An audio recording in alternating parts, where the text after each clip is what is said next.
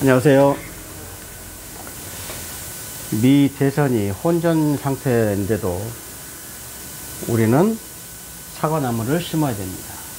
잠깐만요. 오늘은 채권 총칙의 마지막 연대채무, 부진정 연대채무 를 하겠습니다. 수인의 채권자 채무자입니다. 거의 막바지입니다. 채권 총칙에는. 간단히 말해서 수인의 채무자라고 보면 됩니다. 채권자 제끼고. 오늘 할 거는 제가 목차는 연대채무와 부진정 연대채무에 대해서 정리를 할까 합니다. 그러니까 결국은 채무자가 여러 명인 것이죠. 복수 채무자가 있는 거. 연대채무든 보증채무든 부진정 연대채무든. 자, 수인의 채무자가 있는 것은 복수 채권 채무가 있는 것이다. 민법은 분할 채권이, 그래서 수인의 채무자가 있는 것은 지금 연대채무, 부진정 연대채무, 보증채무라고 그랬는데 민법의 원칙은 뭐다? 분할 채무. 쉽게 얘기해서 A, B, C 세 명이 아시죠? 그냥 분할 채무. 각각 균등한 비율로 한다는 거. 그게 원칙. 그래서 민법에 채무자가 여러 명일 때는 원칙은 뭐다? 분할 채무. 그 다음에 불가분 채권이라는 거는 나눌 수 없는 거, 분할할 수 없는 거, 반대말이죠. 분할에 불가분 채무. 이것도 판례만 살펴보겠습니다. 보증금을 공유자가 보증금을 남편하고 와이프 명의로 되어 있는 집이 있는데 그 사람이 임차 보증금을 받았어요. 그 보증금 반환 의무는 불가분 채무다 이거죠. 남편만 주고 마누라는 안 주고 이럴 수는 없죠. 한꺼번에 주라는 얘기죠. 나눌 수 없다. 그 다음에 채권전 전세에서 공유자의 전세금 반환 채무 똑같죠. 보증금 반환이나 전세금 반환이나. 어려운 말로 하면 리걸 마인드를 알아야 되는데 채권적 전세란 말이 우리가 흔히 쓰는 전세시장을 채권적 전세시장이라고 그래요. 이것도 나중에 설명할 기회가 있어요. 또 한 가지, 공동으로 법률상 원인시 타인의 소음으로 무단 점유 사용하기 부당이득 반환 채무서 공동 무단 점유. 공동으로 무단 점유했을 때도 부당이득 반환 채무라는 거, 부당이득이라는 거는 무단으로 점유했으니까 그걸 차임을 안 내고 있는데 나중에는 차임을 내야 되겠죠. 이걸 부당이득이라고 그러는 거예요. 그래서 차임은 공동으로 무단 점유했으니까 이거 항상 공동 나옵니다. 공유자 공동. 그러니까 채무자가 몇 명이에요? 그렇죠. 2명 이상. 그럴 때는 같이 한꺼번에 내야 된다. 누구는 내고 누구는 안 내면 안 된다. 이런 얘기고, 공동 상속인들의 건물 철거 의무. 공동 상속인들이 건물 철거할 때도 건물을 한쪽만 철거하고 한쪽만 철거 안 할 수는 없는 거죠. 이럴 때를 이야기하는 거예요. 조금. 그 다음에 오늘의 주 테마, 연대채무하고 부진정 연대채무. 조금 이따는 이제 오늘은 보증채무를 끝내고 채권 강론, 계약으로 들어갈 건데, 연대채무, 부진정 연대채무, 보증채무는 아주 중요합니다.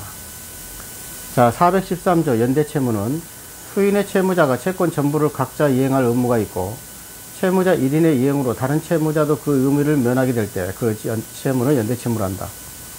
A, B, C를 연대채무로 한 거예요. 채권자가 있고 채무자가 3명이 있어요. 그런데 이 3명이 1억을 꽂았으면은 이 각자가 전부 1억을 갚아야 된다는 거예요. 따로따로 분할한다, 안 한다? 안 한다. 그래서 분할채무의 정반대말은 연대채무예요. 물론 불가분 채무도 끼고, 불가분 채무도 반대말이고 연대채무도 반대말이지만 연대성이 강한 거죠. 아까 말했지, 분할채무는 보증금 같은 거, 공유자들이 관계된 거고, 이거는 연대채무는 이따 설명을 하겠습니다만은 그런 리걸 마인드가 있어야 돼요. 왜 연대를 했을까? 생각을 해보세요. 제가 남한테 돈을 꿨어요. 근데 생판 모르는 사람이 나한테 연대채무를 질까요? 안 진단 말이야. 그걸 주관적 공동관계가 없다 그래요. 그러면 주관적 공동관계 있을 때 누가 하겠어요? 자기 와이프나 친인척이 하겠죠. 그래서 연대채무는 주관적 공동관계가 있어야 된다. 법률적으로 주관적이란 말은 사람이란 말이에요. 공동체 의식이 있어야 된다. 사람과 사람 간의 공동체가 있다 그러면 가족관계, 친인척관계겠죠. 그래서 전부 친인척관계가 이렇게 연대채무를 지는 경우가 많고 보증채무를 지는 경우가 많아요. 그렇잖아요. 그래서 전부 같이 망하게 되는 거지. 아무튼 연대채무는 뭐다? 머릿속에 딱 한 거는 주관적 공동관계. 리걸 마인드가 안 되면 여기서 다 제가 제가 뭐 강사가 아니라고 그랬으니까, 저도 수험생이니까. 그래서 연대채무는 성립은 법률행위, 서로 약정을 하는 거죠. 성립할 수 있고, 법률행위에도 규정에 있어서 성립할 수 있고, 중요한 거, 중첩적 채무인수, 병존적 채무인수라고 하죠. 채무자가 A가 있고, 채권자가 있고, 채무자가 있어요. 이 채무자의 채무를 인수했어요. 그런데 면책적 인수하는 게 아니고 병존적 인수할 때는 똑같이 연대채무하고 같다. 그러나 연대채무인데 이 사람하고 어떤 주관적 공동관계가 있다 그러면은 연대채무, 주관적 공동관계 없다 부진적 연대채무, 이렇게 본다는 얘기고, 그 다음에 연대채무의 효력은 대외적인 효력과 일인한테 효력, 그 다음에 채무자 대내적 효력이 있어요. 자, 딱 그림을 지어야 됩니다. 3명의 연대채무자가 있어요. 채권자가 1명 있고, 그 연대채무자 3명하고 채권자하고 관계를 대외적 관계, 그 다음에 연대채무자끼리 관계를 대내적 관계, 그 다음에 채권자와 A, B, C 중에 채무자 한 사람과의 관계, 이것도 따져봐야 된다. 이 3가지를 따져봐야 되는 거예요. 자, 대외적 관계, 채권자와 관계죠. 채권자와 연대채무자 관계. 채권자는 어느 채무자에 대해서 동시나 순차로 모든 채무자에 대해서 전부나 일부를 이행을 청구할 수 있다. 아까 말씀드렸죠. 채권자는 3명 중에 아무나, 연대를 했으니까, 꽉 묶어놨으니까 아무나 전부 이행하라, 일부 이행하라, 동시에 이행하라, 3명 다 깎아라, 따로따로 하라, 자기 마음대로 할 수 있어. 꽉 묶어놨으니까. 그래서 전부나 일부 이행도 구할 수 있다. 그 다음에 연대채무자 1인, A한테 A, B, C가 있어요. 그러면 채권자와 채무자 A한테 미치는, 둘 간에 미치는 그 관계는 어떤 관계가 있느냐, 그런 얘기죠. A하고 채권자하고 A, B, C 중하고 어떤 채무를 변제를 했는데 B, C한테 어떤 영향을 미치는 거냐, 이걸 이야기하는 거예요. 절대적 효력이 있고 상대적 효력이 있어요. 절대적 효력은 A가 변제를 하게 되면은 채권자한테, 그러면 B, C한테 절대적으로 미친다, 영향을, 다른 채무자한테. 그냥 상대적 효력은 자기들끼리만 미친다, 자기들끼리만. 항상 민법은 채권관계이기 때문에 일반적으로 기본 원칙은 상대성이에요. 상대성. 그런데 이렇게 절대적으로 미치는 게 있더라. 그래서 이 절대적 효력 밑에서도 2가지가 있어요. 무제한적으로 미치는 게 있고 부담 부분만 미치는 게 있어요. 전체적으로 미치긴 미치는데, 상대적 효력은 자기들끼리만 미치는 거. 그렇게 다른 채무자한테 영향이 있다 없다? 없다. 이해가시죠? 자, 이게 엄청나게 중요하고 모든 시간은 할애는 여기서 많이 했어요. 그러니까 채권자하고 채무자 한 사람 그 관계가 했을 때, 그래서 무제한적인 절대적 효력, 부분부담형 절대적 효력, 이 2가지를 꽉 알아야 돼요. 아주 중요하고 시험도 여기서 나오고, 그 다음에 이 판례도 여기서 많이 되기 때문에, 그래서 일단 우리가 알아야 될 거는 절대적 효력에는 뭐가 있느냐 외워야 됩니다. 대변 공개 청지 상면 혼소, 대변 공개 청지 상면 혼소, 이렇게 이거는 반드시 2문자로 외워야 돼요. 이걸 2문자로 안 하게 되면 굉장히 힘들어요. 시험은 리걸 마인드 앤드 테크닉이에요. 테크닉, 합격을 해야 돼요. 제가 노상 이야기하는 거는 시험은 합격하려고 하는 거지 실력을 쌓으려고 하는 거 아니다. 대변 공개 청지 상면 혼소, 이렇게 외웁니다. 그 다음에 대변 공상, 나중에 부진적 연대채무는 절대적으로는 대변 공상밖에 없어요. 저도 이게 100% 아직 잘 이해는 못하지만 저도 수험생이니까. 그러나 제가 기본서 보고 조문 보고 지금 이미 기출까지 다 풀어본 상태니까 나름대로는 조금 이제 감은 잡혔다 이거죠. 중요한 거는 상계입니다. 상계. 대변 공개 청지 상면 혼소인데, 상계일 경우에는 절대적 효력이 무제한적인 효력이 있고 부분 부담형이 있다 이 말이에요. 상계, 아까 대변 공개 청지 상면 혼소는 절대적 효력이 있어요. 무조건 다른 채무자한테 영향을 미쳐요. 미치긴 하는데, 아까 상대적 효력은 또 설명을 하겠습니다. 무효 취소 같은 거, 그 다음에 압류, 과압류, 승인, 이런 거는 상대적인 효력이 있어요. 대변 공개 청지, 대물 변제, 공탁, 경계, 그 다음에 이행 청구, 채권자 지체, 대변 공개 청지, 상면 혼소, 상계, 면제, 혼동, 소멸시효, 이런 거는 전부 절대적 효력이 있는데, 여기서 핵심은 그겁니다. 무제한적 절대적 효력이 있느냐, 부분 부담 및 절대적 효력, 이걸 나눠야 된다는 거예요. 자, 나머지는 다 간단한 거니까 간단히 설명하면은 상계에 대해서만 설명하겠습니다. 상계. 수험생 여러분들은 이거를 꼭 알아야 돼요. 저도 이거 하는데 한 3시간 걸린 것 같아요. 저도 이렇게 실력이 빵빵하진 않으니까. 상계 절대적이로 우선 조문을 좀 읽어볼게요. 이걸 이해를 못할 거예요, 아마. 정말 저도 이해를 한참 동안 못했으니까. 상계는 절대적으로 있다 없다? 있다. 아까 있잖아요. 대변 공개 청지. 상면 혼소. 상계가 들어가잖아요. 418조 상계의 절대적 효력 1. 어느 연대 채무자가 채권자에 대해서 채권이 있는 경우에 그 채무자가 상계한 때에는 채권은 모든 연대 채무자의 이익을 위하여 소멸한다. 2항 상계가 어려운 거는 상계는 무조건 어려워요. 2항이 또 있어요.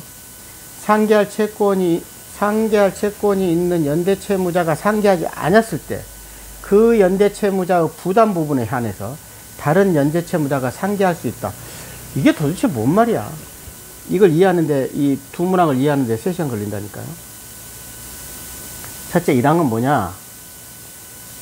상계할 그 채무자가 상계한 때는 모든 연대 채무자한테 이익을 소멸한다. 예를 들면 A, B, C 잘 들으세요. A, B 3시간 동안 노력한 거니까 A, B, C 채무자가 있어요. 연대 채무자가. 채권자가 있고. 근데 A란 채무자가 채권자한테 상계할 있어요. B, C는 상계할 게 없어. 상계는 그냥 지금 지나서 안 했는데 서로 퉁치는 거야. 퉁쳐. 채권자도 A한테 채권이 있고 A라는 채무자도 채권자한테 채무가 있어. 채권이 있어. 서로 채권이 있어. 그러니까 퉁쳐버리자. 1억 1억씩 퉁치자 이런 거예요. 퉁치는 게 뭐다? 상계. 그런데 A, B, C잖아요.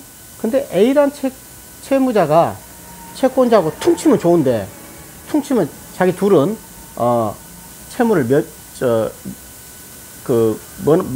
면제되잖아요. 그런데 안 쳐. 그러니까 만약에 그 상계할 수 있는 A란 채무자가 상계할 때는 뭐야? 모든 자기 연대 채무자한테 그 상계가 없어진다 이 말이에요. 이해가 갔죠? 상계할 수 있는 채무자가 상계를 했을 때는 B, C는 채무를 면한다. 이거고, 2항은 그 상계할 채권이 있는 연대 채무자가 상계하지 않아. 그러면은 다른 연대 채무자가 B, C가 상계를 할 때는 그 채무자의 부담 부분, 원래 그 채무자란 건 뭐냐면 상계할 수 있는 A 채무자의 부담 부분. 예를 들면 1억이다 그러면은 3억 3천에 대해서 3억 3천 얼마? 쉽게 말하면 9억이라 그러면 3억씩 잠정적으로 하잖아요. 잠정적인 이거는 어떤 아까 말씀하셨지만 부담, 연대 채무는 이렇게 각자가 전부 하는 거니까. 그래서 그 부담 부분, 예를 들면 3억이라고 치면은 그 3억에 대해서만, 상계를 부담 부분에 한해서만 다른 채무자한테 영향이 있다는 얘기예요. 이게 어렵잖아요. 지금 듣고도 여러분들 어려워요. 그러니까 원래 상계 채무자가 상계할 때는 전액 없어지고 그 사람이 상계할 채권이 있어. 채권자한테 서로 퉁칠 게 있어. 근데 안 해. 그럼 B, C가 상계할 때는 A란 채권자가 부담한 거, 상계할 수 있는 부분에 대해서만 다른 채무자한테도 상계할 수 있다. 부담 부분형. 전부 다 쉽게 얘기해서 효력은 미치잖아요. 효력이 미치냐 안 미치냐. 다른 사람한테 효력이 미치면 절대적 효력, 안 미치면 상대적 효력. 그런데 일부만 미치면은 부담 부분에 대해서만 미치면은 부부담 부분형 절대적 효력. 전체로 다 미치면은 무제한적 절대적 효력. 반드시 끊어서 외워야 돼요. 이 정도로만 시간상 하고. 그래서 무제한적 절대적 효력에는 대변 공개 청지 상까지. 대변 공개 청지 상. 그 다음에 제한적 부담 부분형 절대적 사유는 상면 혼소. 상계는 두 가지가 있죠. 상계는 두 가지. 상계자가 상계했을 때, 상계자가 아닌 다른 사람이 상계했을 때 두 가지가 있단 말이에요. 그래서 상면 혼소. 상계 면제, 혼동, 소멸 이럴 때는 부담 부분에 한해서만 절대적 효력이 미친다. 반드시 외워야 돼 이거. 그리고 하는 거야. 그 다음에 밑에 이제 그 정말 아마 이거 시험에서는 이걸 읽으려고만 해도 한 20분 걸릴 것 같아요. 근데 이게 한 문제로 나옵니다. 그러니까 법무사 시험은 빨리 읽어야 돼요. 어쨌든 그거 나왔기 때문에 이거는 제가 알아서 할게요. 그 다음에 상대적 효력은 다른 채무자한테 영향이 없죠. 자기들끼리만 항상 원래가 원칙은 상대적 효력인 거죠. 채권이란 자체가. 그래서 어느 연대 채무자에 대한 법률행위 무효나 취소 원인은 다른 연대 채무자에 영향을 미치지 아니한다. 이 말은 자기들끼리만 무효.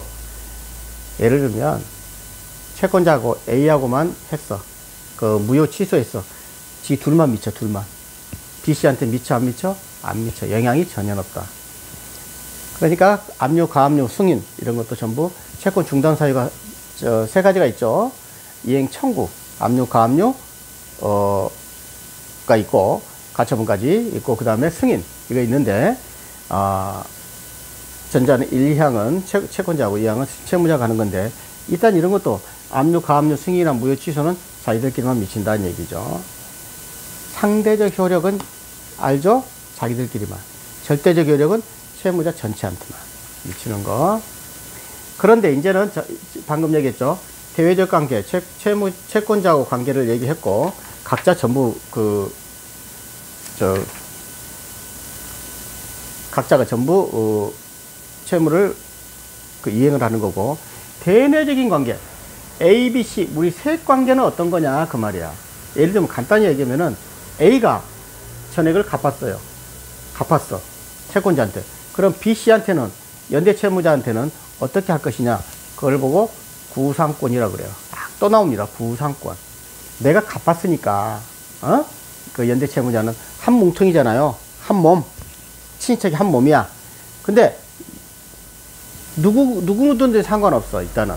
그래서 전액을 갚았으니까 B, C한테 구상 9억이었으면 3억씩 나한테 줘 이런다는 얘기예요. 자기 부담 부분은 3억이니까 그걸 구상권이라 그래요. 그래서 이 부담 부분이란 말이 여기서 나오는데 여기 조문은 안 읽겠습니다. 또 시간이 넘어가니까 부진적인데 좀 못하겠네 이러니까 그래도 해야 돼. 한꺼번에 해야지. 이건 시간이 오래 걸려도 상관없습니다. 부담 부분은 내부적 관계 그런 얘기고 자 연대 채무자가 변제 기타 자기의 출제로 공동 면책을 얻을 때는 다른 채무자의 부담 부분에 대해서 구상권을 행사할 수 있고 그 부담 부분은 균등한 것으로 추정되나 그렇죠. 이걸 읽어도 무슨 말인지 모를 거예요. 연대 채무자 사이의 부담 부분에 관한 특약이 있거나 특약이 없더라도 채무 부담과 관련하여 각 채무자 수익 비율이 다르다면 특약 비율에 따라 부담분이 결정한다. 그러니까 이걸 설명을 하면 A가 갚았으면은 이거는 균등하게 자기가 부담 부분은 균등한 것으로 추정한다 이 말이야. 균등 추정. 왜? 한꺼번에 연대를 했으니까. 그런데 그게 특약이 있다고 그래. 특약. 아니다. 내가 70% 낼게. 그리고 나머지 니들 둘이 해서 30%씩 내, 15%씩만 내. 이렇게 특약이 있으면 특약이 우선된단 말이에요. 결국은 뭐야? 균등한 것으로 추정이 되나 특약이 있으면 특약이 우선이다. 이것도 원래 외울 필요가 없어요. 몇 번 이야기했지만 당사자 간의 합의, 당사자 간의 약정이 가장 우선시 된답니다. 민법이나 자유민주주의에서는. 그 다음에 구상권의 성립 요건, 공동 면책이 돼야 되겠죠? 싹 전부 갚아버려야 되겠죠? 채권자한테. 그 다음에 자기 출제가 있어야 되겠죠? 재산을 갖다가 줘야 된다는 얘기죠. 그 다음에 부담 부분을 넘은 공동 면책 여부는 의미가 없죠. 초과 출제는 필요 없죠. 자기 부담 부분만 면책한다는 거고. 그 다음에 이거 구상권의 제한 반드시 통지를 해야 되죠. 구상권이 없어진다는 거죠. 통지를 안 하게 되면은 간단히 말해서 연대 채무자가 3명이 있어요. 너무 열심히 했는데 목이 확 가네. 저도 정리하면서 하니까 지금 A, B, C가 있어요. 근데 A가 채권자한테 변제를 했습니다. 그런데 B, C는 B, C한테 통지를 안 하게 되면 알 수가 있어요, 없습니까? 없잖아요. 그러니까 통지를 안 하게 되면은 B, C한테 구상할 수 있다, 없다? 없다. 결국은 통지는 뭐야? 구상권 요건이다 이거죠. 성립 요건이 아니고. 이렇게 어렵게 말하는 겁니다.